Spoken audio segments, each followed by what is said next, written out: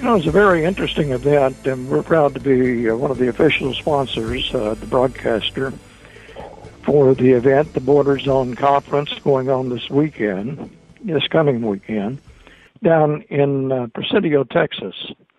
And we've talked to Noe Torres before, and we'll bring him on in a moment. And we'll also have a new guest, which we haven't talked to, and we'll introduce him in a moment.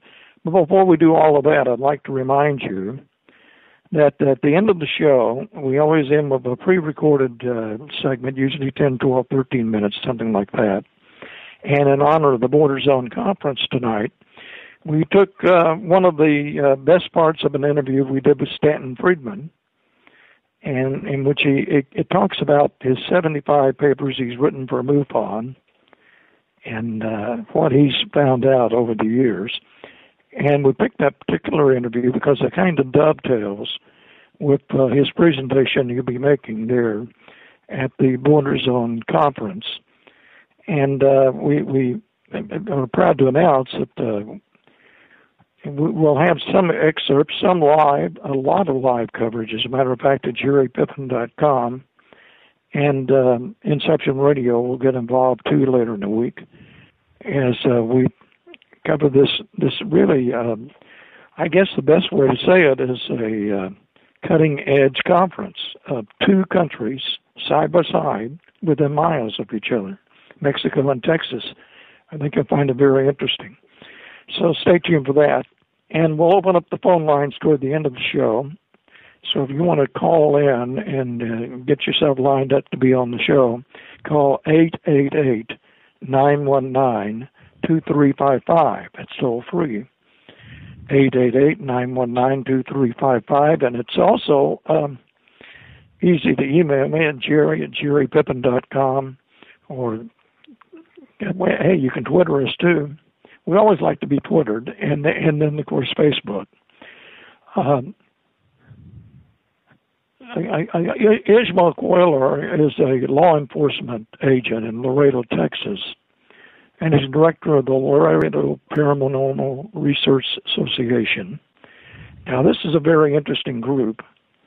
In fact, I would kind of point you in that direction as we bring on the more coverage about the conference coming on this weekend, because this group has done quite a lot of very interesting things. It's a group that uses cutting-edge scientific instruments. I was looking at something on Facebook the other day that somebody pointed me to about some of their equipment and some of the things they do, and it's pretty incredible. And it's something that I think should have been done a long time ago, if it could have been possible, but now they're doing it, and that's investigating paranormal phenomena, such as UFOs, mystery orbs, spirit entities, and more. Now, Cuellar and his group speak frequently at conferences, demonstrating the techniques they use for detecting all of this information and things that cannot normally be seen by human beings. For instance, he was a featured speaker at the Laredo UFO Conference, which was held last November at Texas A&M International. And he was also down at the 2012 UFO Festival, which was held this year, June 28th through July 1st in Roswell. And Noe Torres is the man who was responsible for bringing this man to my attention. So let's first of all, let's say hello to Noe Torres. How are you, Noe? How are you doing tonight, Jerry? It is a pleasure to be on your show, and I am thrilled to have my friend from Laredo, Texas, Ismael Cuellar, on tonight. The information that he has to share with us tonight, Jerry, as you have previously mentioned, is astounding, astonishing, and your audience is just going to fall in love with it. Well, let's say hello to him. How are things with you, Mr. Cuellar? I'm doing fine. We're doing pretty good. It's a pleasure and honor to be here in this event coming up in this weekend, and also being with you guys on the radio station. So we're doing good, very motivated and confident that we're going to do a good presentation for this event. You notice, Noe, I called him Mr. because when the Border Patrol stops you, they ask you, and they always say Mr. Pippin or Mr. whatever. So I was just I did that just for kicks. I've always wanted to do that, so I hope you'll forgive me for that. How did you get interested in the paranormal? Well, and the paranormal was all by mistake. About 18 years ago, was in the tactical training with other agencies, doing like SWAT training, and we were trained in abandoned buildings, and we would videotape ourselves for training purposes, and we captured things we couldn't explain, in night vision. And from there, the little itch and the little curiosity hits on our part of our work is to investigate. And we've been doing this as a hobby, and it's becoming more of a practice. And I guess the key success of our group is the commitment of the team. We're about a total of 21 members, and they all have talents of audio and video and technologies and lasers and everything. So I'm kind of the facilitator to facilitate everybody together, and I get them engaged, and we do a lot of investigations. And we've been capturing things that makes your head think twice, and a couple of things that you can't just resolve it by scientific mythology, but just something that it's unexplained. And that's I can tell you about the Laredo Paranormal Research Society. It's a bunch of guys and girls that for years that we've been doing these investigations together, and now we're bringing it to the public. I'm going to call you Ismael from now on. If that's okay. We're all on a first-name basis here, Noe. And I wanted to let you know that you know so much about Ismael, too, that you kind of guide me in the right direction as we go along here, because there's so many things that he's done, and so many investigations that jump out at you. It's hard to get to the most important things, but you guys are doing something Thursday night I think is pretty interesting. Yeah, I'd like to... I'm sorry, Ismael. I just want to set the stage, and then Ismael can fill us in on the details. But one of the most amazing things about the Presidio, Texas area, which, by the way, is one of the most remote and isolated and beautifully scenic areas of the state of Texas, unlike any other place in Texas, you can drive for miles, literally hundreds of miles, and not see a human being. This is one of the vast stretches of desert mountains anywhere in the Southwest. And it also happens to be right smack dab in the middle of one of the most mysterious zones known on the planet, Jerry. And you and I have discussed this on previous shows. We have the spectacular Marfa Lights phenomenon, which has been seen in the area since the 1800s, has been studied by numerous persons with scientific backgrounds. Research has been done, and nobody has ever been able to get to the bottom of these strange luminescent orbs of lights that appear right in front of the Chinate mountain peaks almost every night.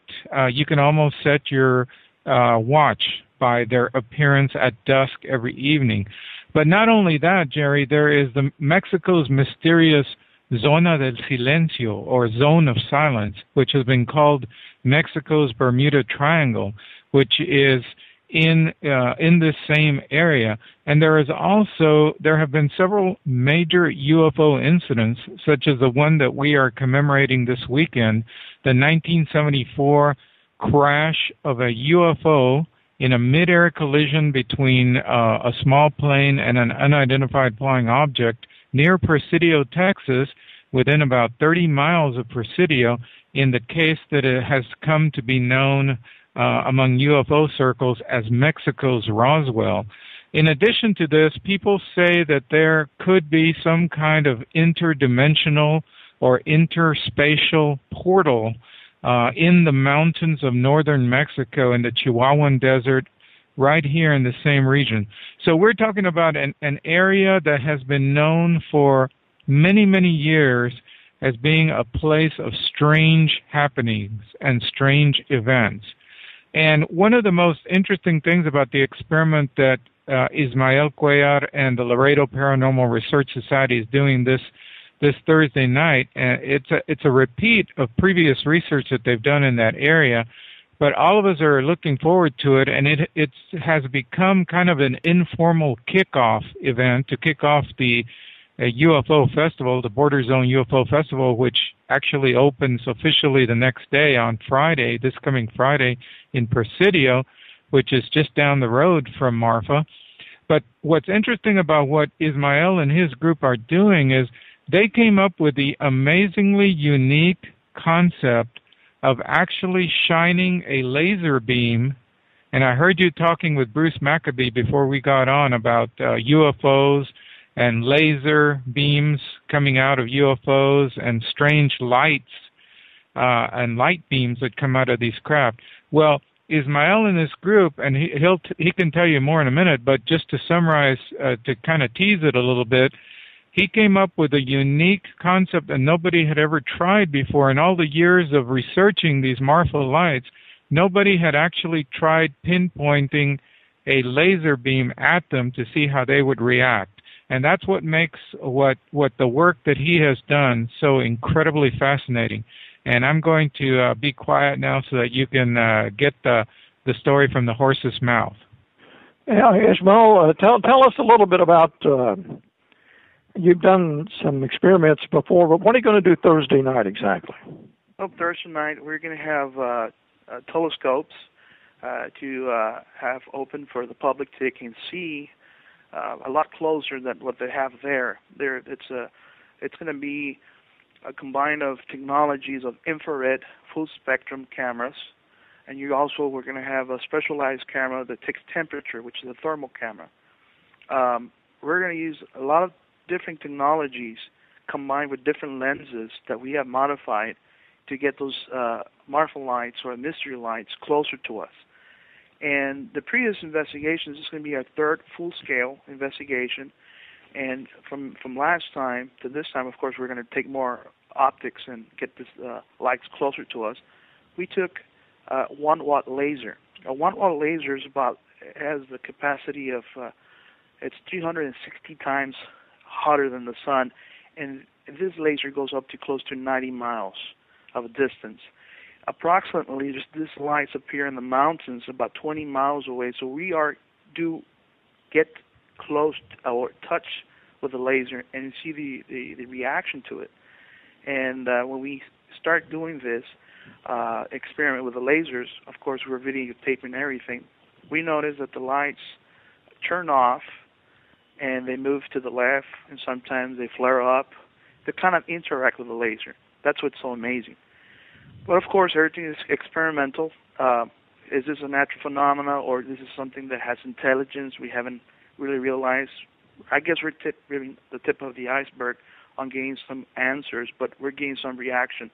Very good information for our group to document and follow this as a breakthrough for us to finding out that this has a reaction with the laser. Another thing is that we're going to show to the public. We're going to have a projector.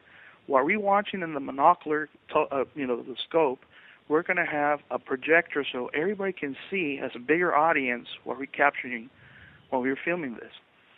Now, people realize when they see this, they cannot understand, well, the lights are off. They're turned off, the mystery lights. So those mystery lights continue being visible to our night vision cameras because they gather 50,000 times more light gathering than a regular camera. So that's another breakthrough that people have not realized, that we're able to see something spectacular that it turns off by the human eye. You can't see it with your spectrum of a regular human sight, but it will continue with night vision. And it's been a very, very instrumental resource that we have in our group, and has opened up a lot of doors of other answers that we want to put into in perspective for us to put this as a great finding. So we're going to have that for this coming Thursday at 7. We're going to be setting up a little bit earlier than that, and hope everybody can make it there. And we're going to have all this ready for the event. Now, is this going to be right there? They've got a road sign, and you can pull up there at the Texas State Transportation Department. Is that where you'll be? Is that In other words, Noe or Ismael, either one of you, can you tell me exactly where you will be, and is the public invited? Yeah, there's a beautiful facility that's on the highway going into Marfa. I believe that's Highway 90, right, Ismael? Yeah, that is correct. Yeah, Highway 90, heading from east to west, as you're approaching Marfa, about 10 miles out or so. On the south side of Highway 90 is a beautiful, it looks like a full facility Texas road stop, highway stop.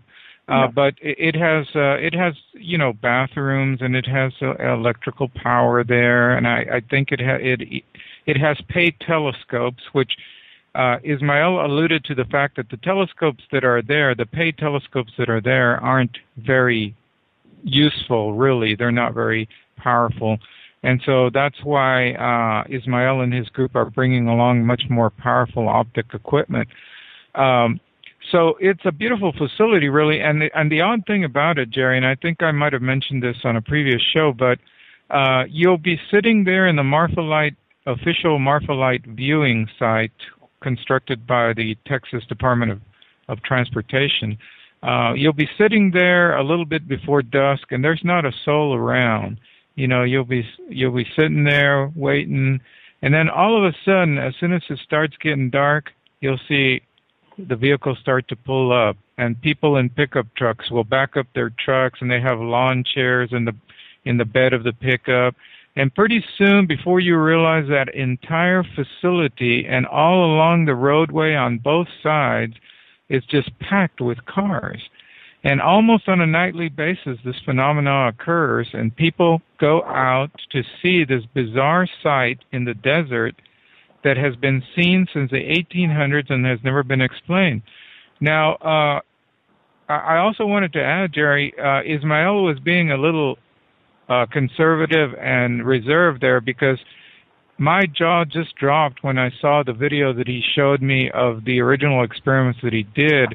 When you see those Marfa Lights, which I had been seeing for years, I had been going out there to look at them, but when you see those things jump around as soon as a laser hits them, that's a definite reaction in my mind.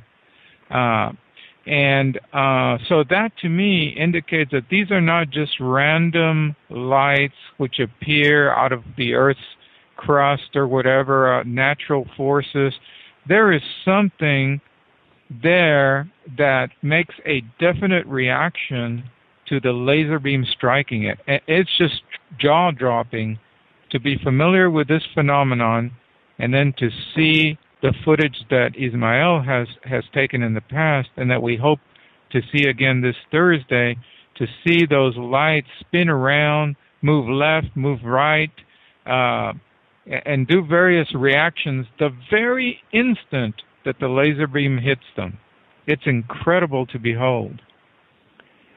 Ismael, do they jump like, ouch, that hurt, or do you think they're moving because they want to get out of the light and don't want to be seen? What do you draw from all this? Well, what kind of conclusion? I can tell you my opinion. When we hit them with the first time, they turned off, just like a light, like saying ouch or whoa, what was that? This is a very powerful laser. This burns wood, and it's a very powerful laser, and we noticed that, and then they kind of get adjusted to the light, and then they turned off, so you can't see them, but we still continue seeing them with the night vision, the specialized night vision. You'll be amazed when you see this type of technology that we have. But what makes it, we took a different laser. The one that we used initially was a green laser, and the second laser that we took was a blue laser. So you see a blue streak of line of light, and we hit one of the lights, and we had a video of a triangle moving across the mountain. Beautiful. Continuing that night that we visited there, and this was in November of last year when we did this experiment, on the right side we had one of our camera investigators with a thermal. He picked up a spot on the sky, and we turned our camera, and there was a flying orb, or UFO, or mystery orb, on the sky, on the right side, about, you can say about 1,000 feet up in the sky and about half a mile away from us. And, you know, we had our guns of video and cameras. We turned to the right and start filming this. And I could say, guys, we got a UFO. We got a UFO. And everybody started to turn to that area and start filming this. And you couldn't see it with your naked eye, but you can see it with the night vision or the thermal camera. And this is how the teamwork works with a group. Well, the very instant that we hit it with a laser, it sparked some type of force field, or it shines something back to us when we interacted with the laser. And we have that in film, and that's something we're going to show on the presentation. Amazing. We were just astonished for us to see something that it couldn't see with your naked eye, and it was captured by the camera, but not only did it react to the laser, and that was also captured on the site that we investigate the mystery lights, and that is something that we're going to show in our presentation as a phenomenal finding. Did I understand correctly that you said it was about 20 miles away from where you see them, or do you have any estimate about it? The ones from the mountains where we have, it's approximately from 15 to 20 miles. Our laser goes, you know, close to 90 miles. Mm-hmm. So that was the test that we were doing, that we can touch them, because in previous other investigators that have investigated the mystery lights, they get close to them, but they disappear. They become, they turn off. But we use a third, fourth generation night vision that you can see every little detail of light on the night. So it's very sensitive. It's like a bucket energy to receive all the light. So you can see that spectrum light that we usually cannot see. And we'll explain that more in detail, how night vision works. And that'll be part of the presentation we'll do on Thursday, the kickoff event that we have in that night at the Marfa site. Now you're going to talk about this Friday morning, is that right? Yes, sir. At the conference? Yes, sir. That's something we're going to talk about, and we're going to do some experiments. And we're going to have the lasers that we use, and we're going to pop some balloons, and we're going to have some equipment, and we're going to have some interaction with the audience so they can see how these things work and everything. And we're going to show them what's infrared light that you can see, you know, very similar to the lights that you see in the night sky. And when they diminish and then they start disappearing, they're still there. But people say, well, they're gone because it's something, it's gas. But no, they still continue there.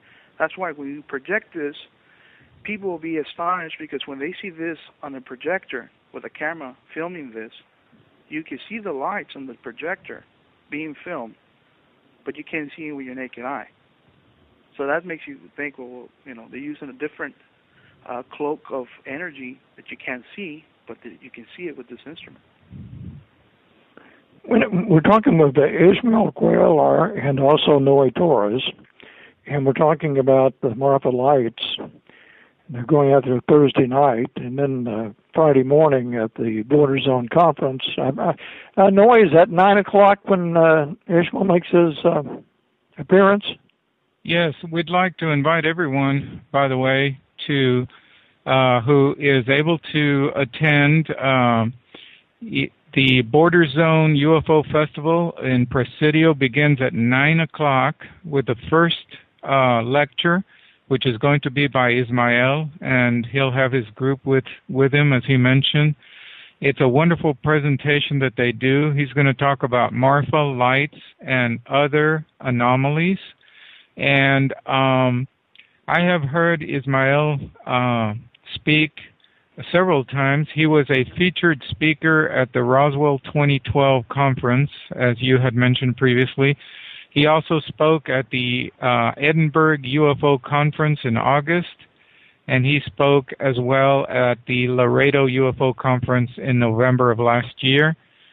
He's also a featured speaker at the 2012 Laredo UFO Conference, which is coming up next month. So it's people who have not yet seen Ismael and his group present are in for a real treat. And it's Friday, October 19th at 9 a.m.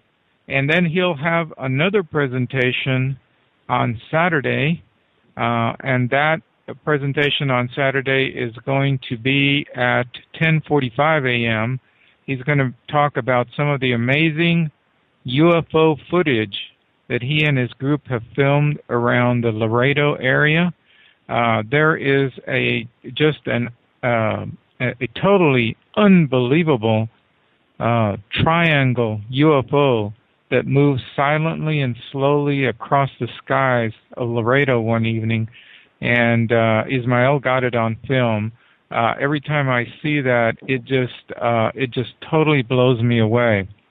And Jerry, I want to just add a couple of quick things. I want folks to be aware of our website, which is UFOBorderZone.com, UFOBorderZone.com. Everything we're talking about tonight is spotlighted there. There are photographs that Ismael and his group have taken. There's links to videos that they've done. And also there's a schedule of all the lectures. We've got Stanton Friedman speaking, Denos Belthazer, myself, Ruben Uriarte.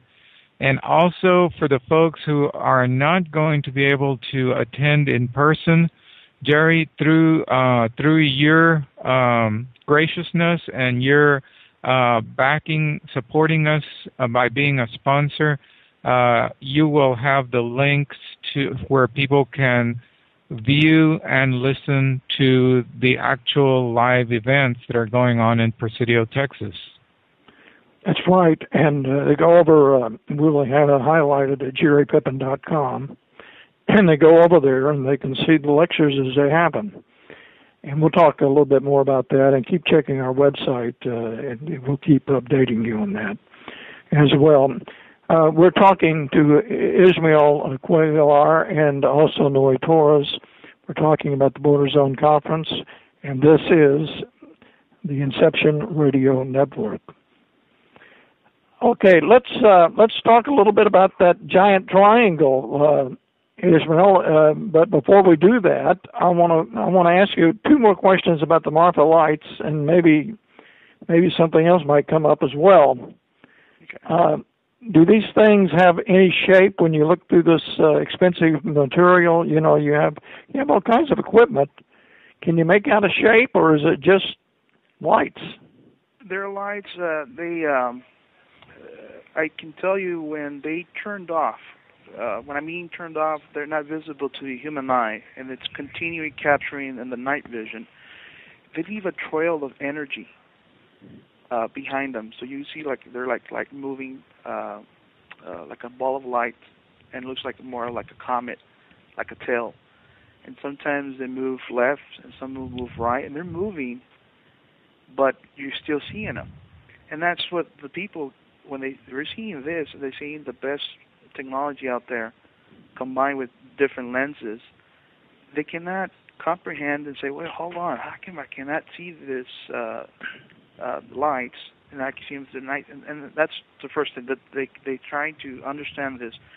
For us, they move with intelligence. They move left, they move right, they move up, and then they get closer. They're moving. Has anyone, Noe or Ismael, either one of you, know if anyone's ever tried to fly into those Marfa Lights when they're showing? Actually, yes, Jerry. There was actually an Army air base in Marfa, Texas, many years ago in the 40s. That's what I was thinking. Yeah, and some of the pilots, it was written by local historians, and I've read many of the books, every book available, in fact, about the Marfa Lights. Some of the pilots actually tried to pursue those lights, and they pursued them up to a certain, proximity, and then they would just wink out. Of course, the cool thing about what Ismael and his group are doing is they're using technology that only recently has become available to us. And as Ismael has pointed out, it shows, the human eye can be deceived. We can see we see an object moving that's lighted, and we see traces of it behind. We see kind of a trail, but all of it has to do with the way our human optic system works. We're actually seeing things a lot of times that aren't there, and we're not seeing things that actually are there, but we just can no longer perceive it. But with the equipment that Ismael has, some of the latest equipment, cutting-edge equipment that he has, we are actually seeing it is actually picking up the energy that these objects are dissipating or are, bringing into play around it. So what fascinates me is to be able to see the Marfa Lights after they are no longer visible to the human eye. That right there is a major breakthrough in the study of these objects, to be able to continue to see them even after the human eye. Now, one of the cool things, there's a little demonstration that Ismael and his group does during their presentation, and I hope I'm not giving too much away here, Ismael, but it always totally blows my mind. He has a video of a human being at the moment of death, Jerry, and you can, and it's being filmed by the special camera that shows the energy level within that body. And as that person is passing on, you see that energy slowly ebb out of the body. Now, that is so impressive to me. Where does that energy go? This is the age-old question that human beings have asked themselves for countless centuries. Where does that energy go? We know that that energy is not lost. That energy goes somewhere. And just like in the Marfa Light phenomenon, the UFO encounters that we've read and seen stories about, there are energies which are beyond our understanding that are at work here, that are at play. And what Ismael and his group are doing that is just absolutely staggering to me is they are trying to determine, what these energies are, how exactly they operate in our world, within our senses, and within the abilities of these new technologies to detect. And this is what is so remarkable about this. And we know that the area of the state of Texas where we're having this UFO conference, it wasn't something that we just picked at random. It is a place that's very special, and we have access to energies there in that area of the world that are not available anywhere on Earth. This is a very special place. So this is a unique event in many, many different ways. Ismael, do you think these things are these lights are living creatures? I mean, what's your hunch? That's a very good question. It's a phenomenon. To my opinion, it's a phenomenon that it could have some type of intelligence. It's like everything. Part of us being human is to explore the mysterious, and we see things. We put this as paranormal, unexplained, and it's just something that we are studying. Inside me, I can tell you, as an open mind person on this, that I think this is energy with intelligence. When they turn off with a laser, and then they interact with the laser, and then they play around, and then they don't want to be seen, and they turn off. We still have that edge of the technology that we can continue seeing how they interact, and it's another world, the infrared world of camera. The way we have it, it's a good recipe of technology for the viewers to take another step into the unknown. It's just amazing. And now, when they blink out or dim out, and you're still able to make out something, do they change shapes, or do they have a shape at all? They change shapes. They're more of a sphere, of an orb, and when they move, they leave a streak of light energy, like it's more like some type of luminescence of energy, similar to a streak, like I mentioned earlier, of like a little comet moving around. and all that energy it vanishes while it's traveling to the left when it moves to the right, and when it manifests to be very bright, you'll see this illuminates a lot of light. We're thinking of approximately, and this is not correct, correct me if I'm wrong, but I think we're estimating approximately about 400 watts of light to 800, because they're super far away. You're talking about 20 miles, 15, 20 miles, and then they light up like fire, and then they dissipate. And it's the most amazing thing I've ever seen, Jerry. I can remember vividly, as Ismael's talking about them, I remember vividly the very first time I saw them light up. We were on a vacation to the area. My family and I were standing there, very skeptical.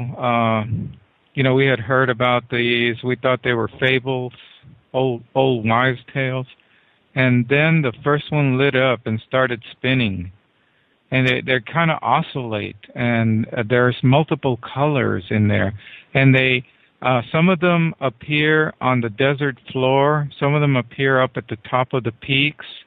Some of them appear in the middle.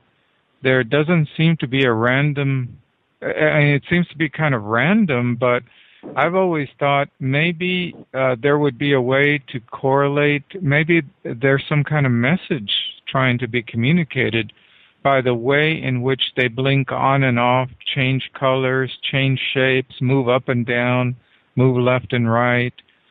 Sometimes you'll get simultaneously, several of them will appear all in a row, and then they'll wink off. And, it's just an incredible spectacle to behold. They also multiply. From one, you'll have the divide in 2 and 3. And like Mr. Noe just mentioned, they change color to light green, to an amber orange, slightly red. It's spectacular. So I can't wait to go to be here. To be there at the 18th of this month. The other thing I was going to add is we have always speculated, Jerry, about the possibility of beings who are composed not of flesh and blood and skin, but of energy, some form of energy that does not require them to take a solid form at all times. In fact, a lot of our folk tales and legends, a lot of our religious beliefs even, have in them stories of beings who exist on a different plane than we do, beyond the flesh and blood. And from what Ismael's experiments show and some of the other work that he and other groups like his are doing, we seem to be getting a slightly little better grasp at understanding this realm that's beyond the physical, and that seems to be composed mainly of energy, but it's an energy that seems to have an intelligence to it. That's the amazing thing. So in summary about the Marfa Lights, before we go to some other subjects here, I'd like to get both of yours agreement or non-agreement. It's more than likely not any kind of spaceport or something like that. This is a living, for lack of a better term, paranormal or supernatural happening that is native to that particular area and always stays in that same place, in a zone, so to speak. Well, it is one of several areas on the Earth where these strange, mysterious orbs appear. We've actually, and I've done research on this, there's a number of places on the planet where similar phenomena occur. There's a place in Great Britain, in the United Kingdom, and there's a couple of other places. So, this phenomenon of the Marfa Lights, yes, it's unique to Texas, West Texas, and to the Big Bend area, to the Marfa area. As far as our, as far as North America, but there are a few other spots on Earth where these strange energies are appearing. So it's a well-known phenomenon that has occurred has been known for centuries, in other places. How long have they been seen there? Ismael, do you have a history? Do you know? Forever, or? You're asking me how long we've been investigating? I mean, did they see them in 1930, 1920, last century? They have actually been seen since the 1800s, Jerry. The cowboys in the area, the very first people that came, the ranchers and the cattlemen of the late 1800s, would see these things off in the distance, and they called them Apache campfires. They thought, because this was the area of the Apache Indians, the Comanches. They would run all through here and run down into northern Mexico. And this was a regular trail where the Apaches and other tribes would frequently travel. So the early settlers of that region believed these to be campfires that were lit by the Indians. And we have some stories that have been recorded by local historians over the years about the early settlers going out to try to find these campfires and these Indians. Well, as soon as they'd ride up in their horses and they get close to the lights, they'd disappear. They were no longer visible. So, I mean, a lot of skeptics, Jerry, the noisy negativists, as Stanton Friedman refers to them, are saying that these are nothing more than the headlights of cars that are traveling along the highway between Marfa and Presidio, and somehow the beams of light get reflected by clouds or atmospheric conditions, and that's all it is, car headlights. Well, I hate to break it to them, but in the 1800s, there weren't any car headlights around, and there were no roads, by the way. Okay, let's move on to some of the other things, Ismael, that you've been doing. And Noe mentioned something earlier about this giant triangle. Tell me a little bit about that, both of you. When was that seen? That was last year, October the 23rd. It's almost going to be a year. Approximately when it was about 10:30 p.m. at night. It was in northeast of Laredo, Texas. Okay, you're going to have to get into the phone a little louder here. You're a little low on this. Okay. It was October 23rd of last year. It was almost a year ago. Mm-hmm. We were in the northeast of Laredo, Texas, and we were stargazing. We were filming the night sky, and we got something on our field of view and on our camera that had no combustion sound, no propulsion sound, and it was cloaked with this infrared light, and you couldn't see it with your naked eye. It was triangular, and it had spheres in each corner of the triangle. And this craft was moving about, I can say, well, the size of it's about 100 feet radius, triangle by volume, I can tell you. And it was moving from north bound going to west of Laredo. And it was one of the most amazing videos we have ever captured.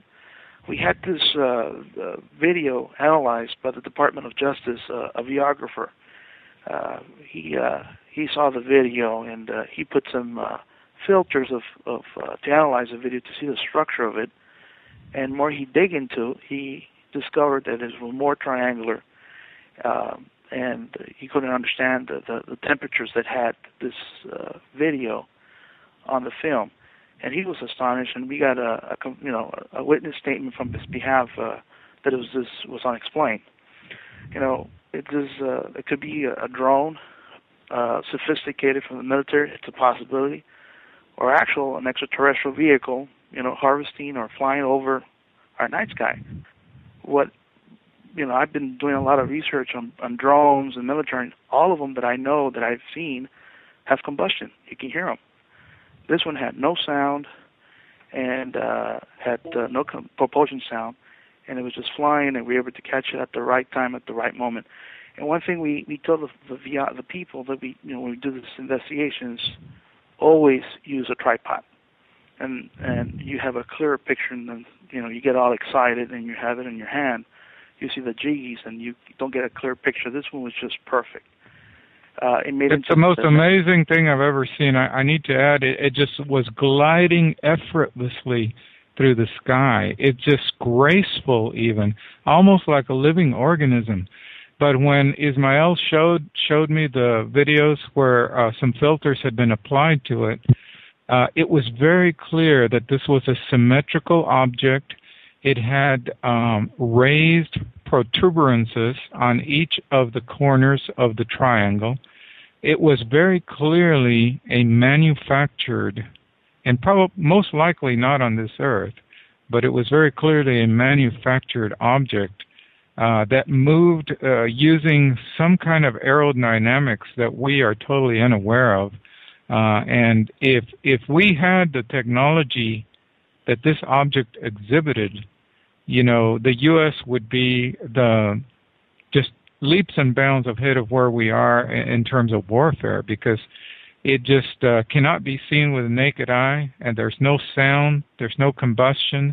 It's just obviously it's not one of ours. I mean, I that's just my personal opinion, but it's obviously nothing that we have the capabilities to reproduce at the present time. When we talk about this craft and where you describe it, Noe, and also Ismael, it was going in a certain direction. And it was just, you got some military reservations down there and some experimental places. Do you think it could have been headed that way? Not necessarily being one of ours, even just a landing zone or something. Well, I mean, we have no way of knowing, of course. Well, let me tell you something. I'm a deputy warden. I work with law enforcement, and I work close ties with what's going on in our areas and everything. But as soon as we showed this to Fox News, and they made a nationwide of this craft captured, within the 2 weeks we had about 15 helicopters stationed here in Laredo, Texas. So once I started walking on the streets here in Laredo, Texas, I had a bunch of friends of mine, hey, I got all this helicopter because it's your fault. You put this in the news, and I can't sleep. You know, what are they doing here? And we had a lot of questions arise that there was that triangular UFO that was captured in Laredo. That's why they had the military investigating. But that's something I cannot prove. But, you know, we did have, it was too much of a coincidence, or actually we had the military involvement on analyzing this event that happened here in Laredo. There's the other thing that happened also, Ismael and Jerry, is that as soon as that story hit the national wires, very impressive photographs taken by Ismael, video footage, all of a sudden there were all the naysayers and noisy negativists started making all these negative put-downs about it on all the blogs and stuff. It's almost as if they're just waiting for any incident that cannot be explained that brings highly credible information out to the public, and they immediately start spewing out their propaganda to make sure that, so that the public so that their fears are assuaged, and so that nobody gets alarmed, and so that everybody really believes that we are in control of our own skies, which many people dispute, including myself. But it was just so interesting to see the negativism propaganda machine suddenly come to life as soon as Ismael posted those pictures and those videos. And to me, more than anything, Jerry, because I know how these things work, and so do you, that means that Ismael's work has struck a nerve somewhere, as does the appearance of the helicopters. Ismael, you're a law enforcement agent. You work for the federal government or the state of Texas, or who? I work for the Department of Corrections, the correctional, the subcontract with the marshals.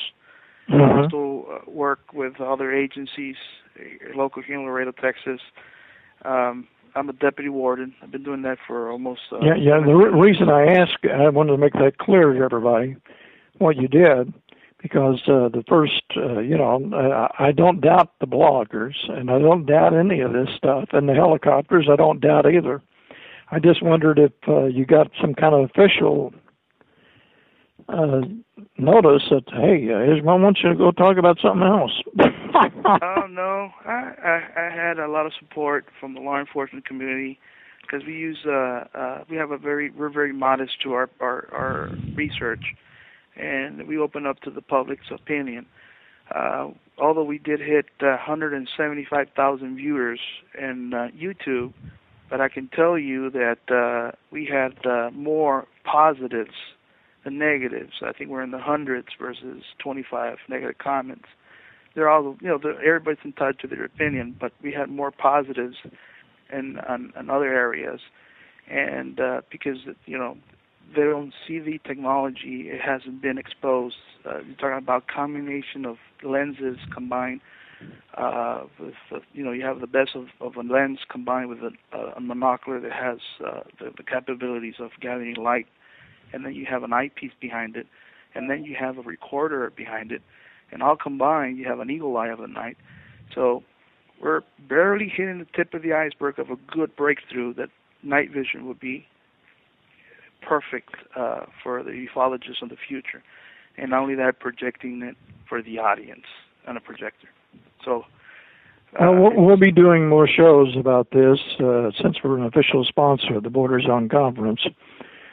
Right now we need to stress that the thing actually gets underway at 9 a.m. on Friday. Is that correct? And goes through Saturday night with Stanton Friedman each evening at 6:30. Yes, that's correct. Actually, on Friday night, Stan will start his presentation at 6:30. He's going to give a remarkable presentation called Man's Place in the Universe, and it's all about how much our understanding of the world and the universe has changed in the last 20 or 30 years. It's remarkable. We've gone from believing the Earth to be at the center of the universe to now suddenly realizing that there are millions of potential Earth-like planets just in our own neighborhood, billions perhaps in our own galaxy.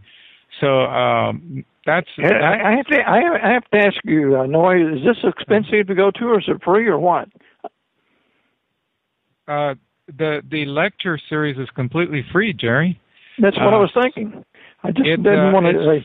I didn't want to plug it. I just wanted to make sure because it's so incredible that you're able to offer all of this. Yeah, we want people. We want people in all the neighboring cities: Marfa, Presidio, Alpine, over in Fort Stockton, Fort Davis. Even perhaps as far away as Midland and El Paso. We want them to come on down and take advantage of, I mean, how many times are you going to get to see the world's most famous UFO researcher, Stanton Friedman, give 2 outstanding lectures of nearly 2 hours duration each for free, along with all the other things that we've been talking about. And we'll have all of that video available live. Right, it's an amazing opportunity. And also, I'm sure there'll be some other things on demand that we'll be offering as well. Absolutely. They end up on YouTube, probably. Well, they'll be on our websites for sure, on your website and ours. So, I mean, this is really... Speaking of websites, we got some websites we need to plug here. Sure. Ismael, how about your website? Our website is LaredoPRS.com. or LaredoUFO.com. And Noe, give yours again. We know it, but you tell it. Okay, UFOBorderZone.com. That's UFO and then Border Zone, all together, all lowercase, .com. And you can go to jerrypippin.com and right into the program highlights window, where we'll have links to it anyway already. We have a banner there for the conference. You click on there and you go to our page, which also will spotlight the live events and the live links and several interviews, including this one will end up there too, as well as at Inception Radio. Thanks a lot for being on, both of you. Any closing comments? Well, I just want to invite everyone, Jerry, to either come on down to Presidio and Marfa and enjoy this wonderful conference, or you can watch it live on the internet. I mean, this is a great opportunity. It's totally cost-free, and we're just trying to do something to expand the knowledge. And we're working, and you're working very hard to get the top quality sound to go with that video so people can see it all. Absolutely. We're going to have top quality sound and video streaming live from Presidio, and it's all going to be available through the links that you provide there, Jerry. Okay, thank you very much, both of you, and we'll be following up a lot of this. And Noe and Ismael, we never let people go that are interesting, so we'll have you back soon. I'd like to be back soon. Thank you, sir. It's a pleasure to be on. Folks, yes. Folks, stay tuned. We got a lady who's about to have a cat.